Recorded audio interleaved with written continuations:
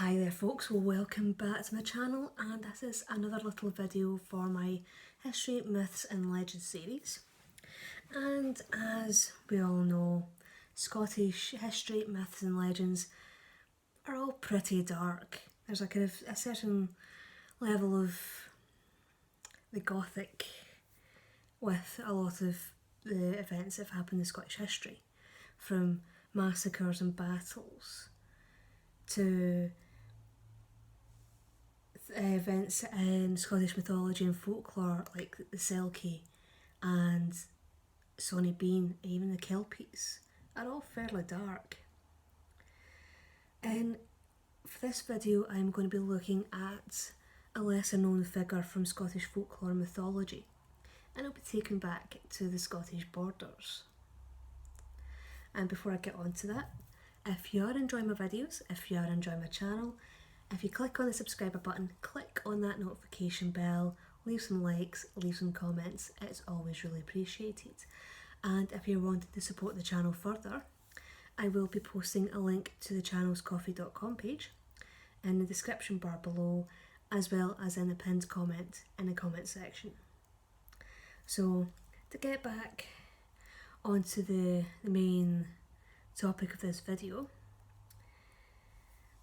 what I'm going to be talking about is a little goblin of a figure from Scottish folklore, who's often described as being short, stocky, with fingers like talons, grizzly hair and iron boots.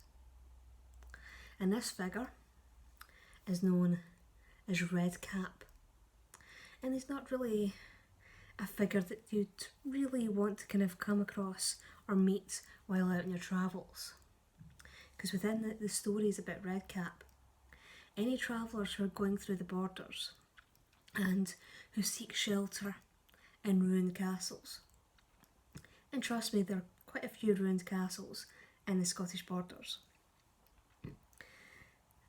Red Cap, who will have made his whatever ruined castle is his lair, when he sees that there is visitors within the castle, will throw rocks at them.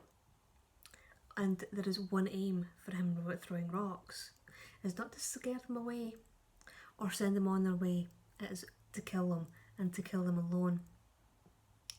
And if Red Cap does somehow hit his target with his rocks and kill his victims, what he does next is the reason why he's referred to as Red Cap. And what he does is it will drain his victims of their blood and dip his cap into that same blood, hence why his cap is dyed red. And there is one famous Red Cap, or it's probably the most well known, and he just happens to be called,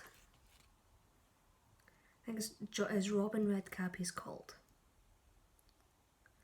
And as the legend goes, he was associated with William de Soulis, who was the owner of Hermitage Castle. And William de Soulis was a bit of a kind of nasty historical character, because he did exist. Well, William de Soulis did live, he was a real person.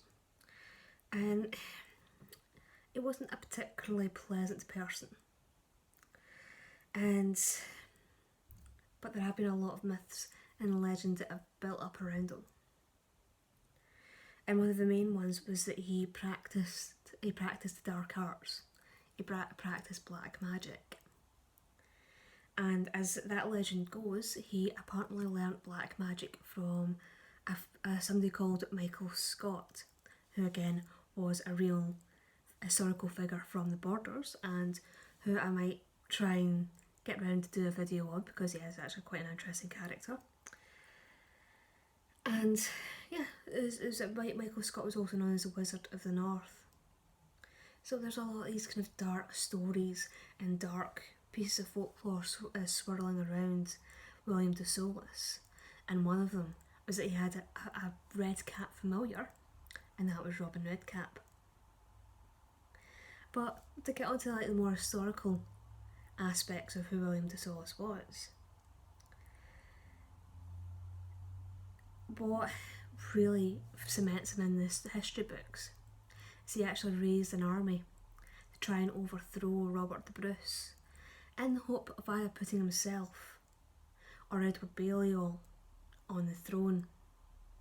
And obviously this plot was discovered and William de Soulis was taken prisoner, and he actually ended up being imprisoned in Dumbarton Castle.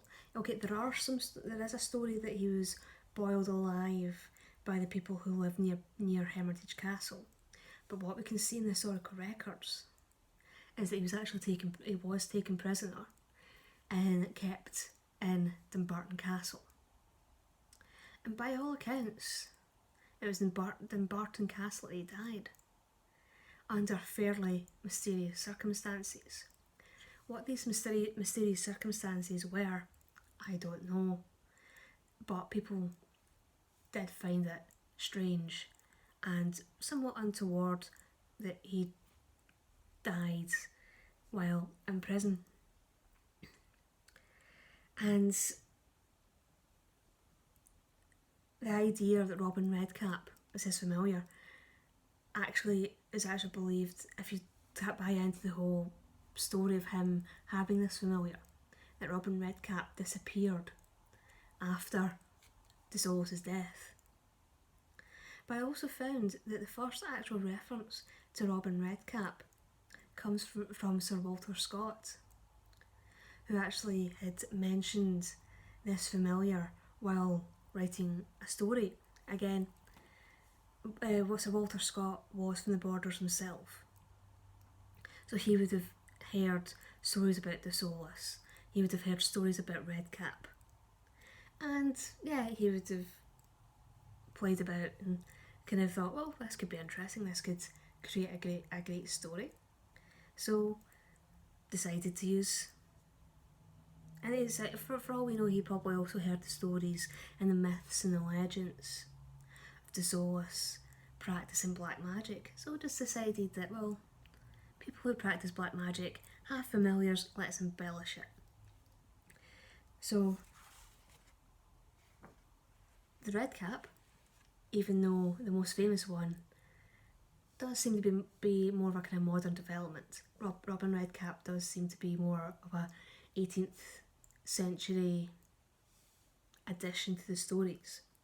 The whole stories of Robin Redcap were definitely a reflection of the brutality and the bloodiness of life in medieval Scotland, especially in areas like the Borders, where there was so much bloodshed and conflict, as there was a lot of fighting during the medieval times, during the medieval period between Scotland and England.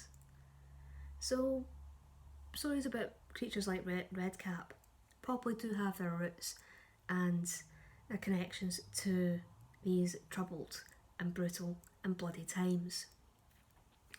And Redcap is one of probably the lesser known figures in Scottish mythology and folklore, but I still find that he's probably one of the more interesting ones as well. And it could be kind of, again, an interesting figure to use in a fantasy novel, especially one maybe kind of inspired more by Scottish or Celtic folklore, which, yeah, why not? It could be an interesting take. So I'm going to sign off for this video just now.